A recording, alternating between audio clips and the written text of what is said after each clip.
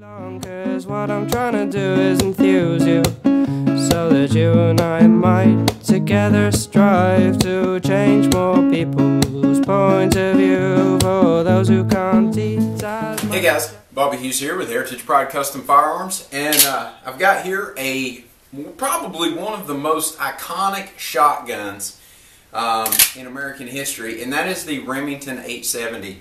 This is a very well built and very popular shotgun for trap shooters, hunters, anything that you need a shotgun for. The Remington 870 can be found in just about anybody's house that owns a shotgun.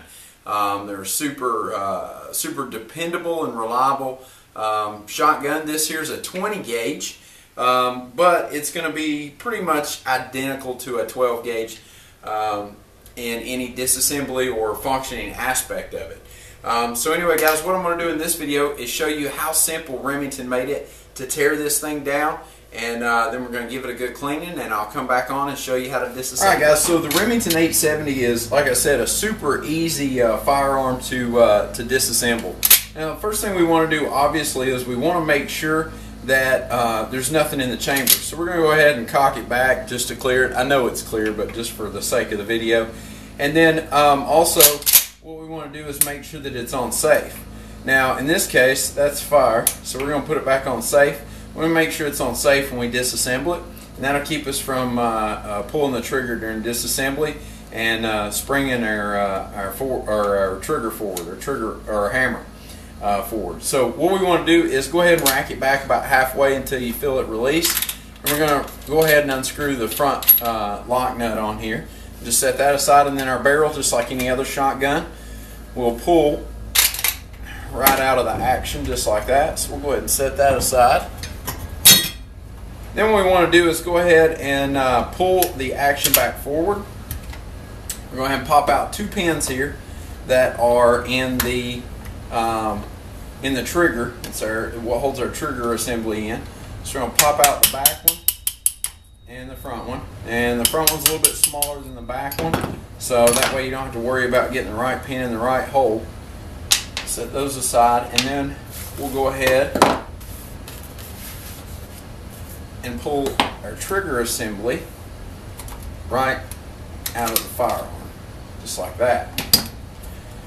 Now with some shotguns like the Mossberg 500 series or anything like that, there is two metal bars inside of their tension bars inside of the actual frame or the receiver, and typically you have to pull those out, and you have to kind of finagle parts of the carrier and the bolt out of there.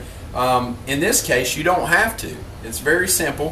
What we're going to do is go ahead and pull our slide back just a little bit, and on the inside of the gun, inside of the frame here, the little metal tension bar that I've talked about in the Mossberg 500, they're actually affixed in here. What you want to do is just push on that left one. Alright, you're just going to hold it in, push it and hold it in, and then you'll be able to slide your fore end right off the end, and your whole carrier assembly will come right out just like that. And then we'll just pull those two pieces apart, and that exposes our firing pin spring and all that good stuff. So we can clean all that down in there real good. Now you can go ahead and disassemble the carrier a little bit more if you feel that you want to.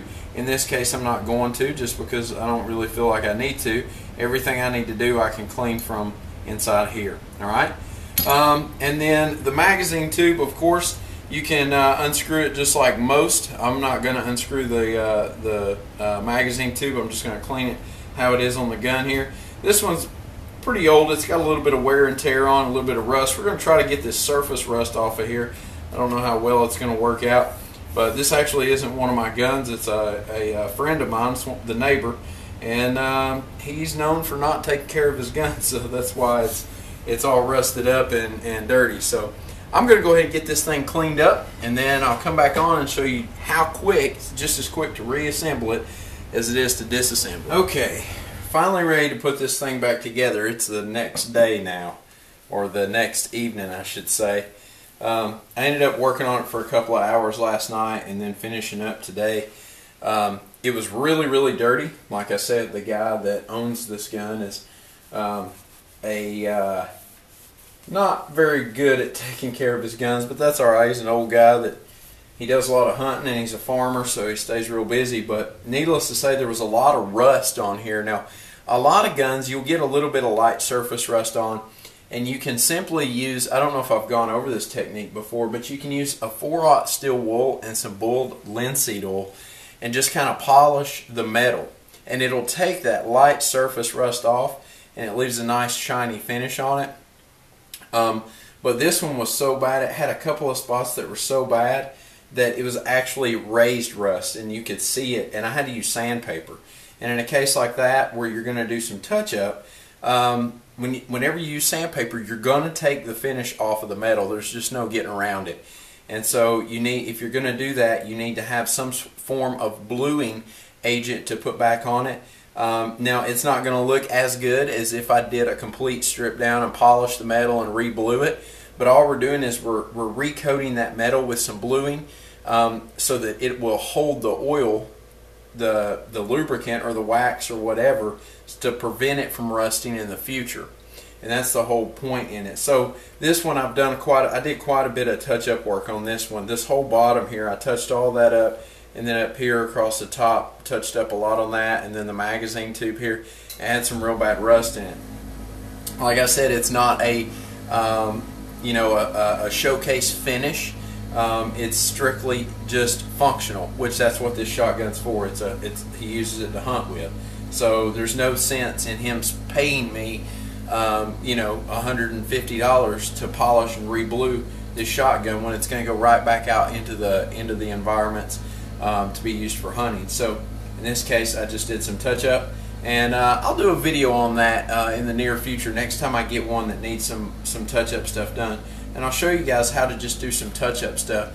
I've got some videos on my channel already on how to do a thorough bluing or a complete re-bluing, but in this case, we didn't want to do that. But I'll show you guys how easy it is just to touch up. So anyway, we're ready to put the thing back together. Now, because he does use this gun to hunt and it's out in the moisture and things like that, I went ahead and used my Renaissance wax, which I do the whole gun in. But typically I don't Renaissance wax the interior parts. But because he uses it a lot for hunting, I went ahead and waxed everything. I waxed every part on here. And we're going to go ahead and apply our grease and go ahead and reinstall this thing back and reassemble it the way it's supposed to go. So bear with me on this. It's kind of a pain to get everything lined up and in there at the same time. So I'm going to try to keep it in the camera shot for you. But just in case I don't, I'll explain it as I go. So the first thing we need to do is we need to take our carrier and the bottom part of our carrier, and we're going to go ahead and put a little bit of grease in here because you've got the firing pin and the firing pin spring exposed. So we're going to go ahead and put some grease in here. Alright, now keep in mind I've already waxed all this, so I'm not going to put any oil on it to prevent carbon buildup or moisture or anything like that, because it's already protected with that wax. So all the grease is we're greasing springs, and we're greasing parts that come in contact with each other. Alright, so there's that.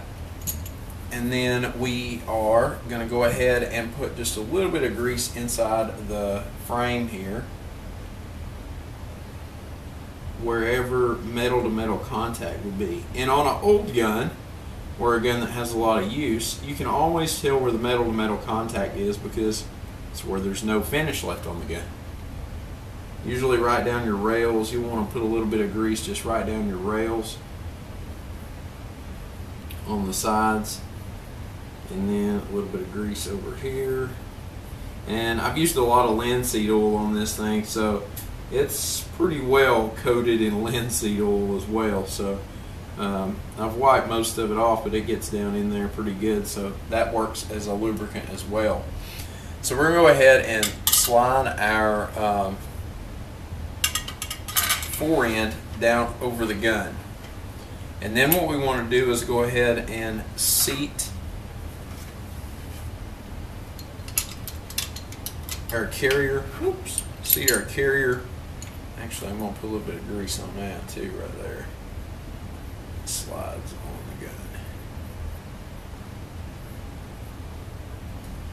Alright, and what happens is the bottom part of the carrier here, this little tray, it will actually set right there on the fore end just like that, and then we want to go ahead and slide it back in here, get it lined up, make sure we got it lined up. It likes to twist, so we've got to make sure that it seats down in there properly. And then you'll want to reach in and push your little tabs just like we did to take it out.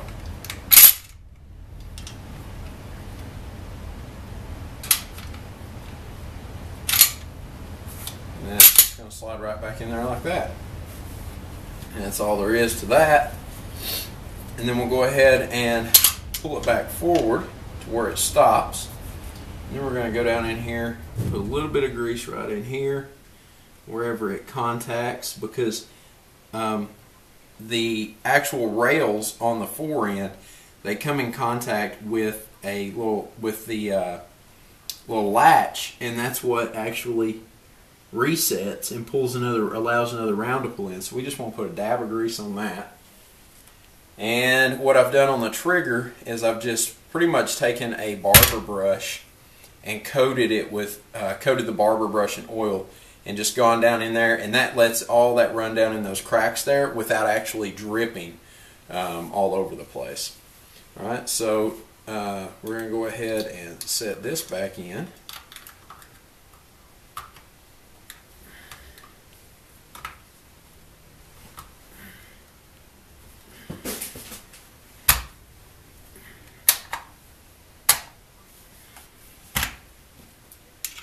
Put our pins in.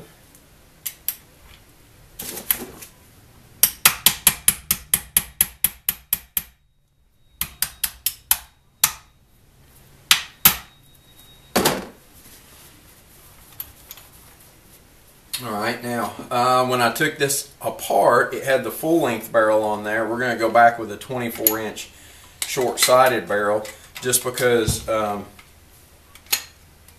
it'll fit in the case better. Go ahead and reset that halfway back. Slide our barrel back down on here. And then screw our front nut on. Just like that.